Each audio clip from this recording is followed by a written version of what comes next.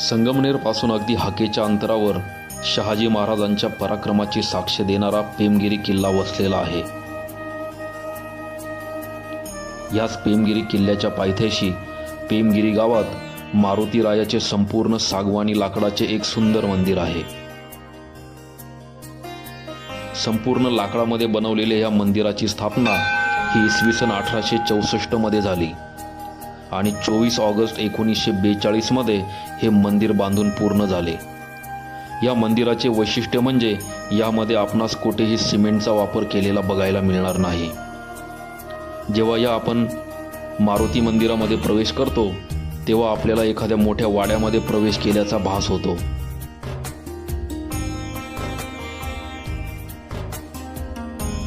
मंदिरामध्ये मारुती रायाची सुंदर मूर्ती स्थानापन्न असून मंदिरातील शांतता आपले मन नक्कीच प्रसन्न करते। या मंदिरातून पेमगिरी किल्ल्याचे सुंदर दर्शन होते।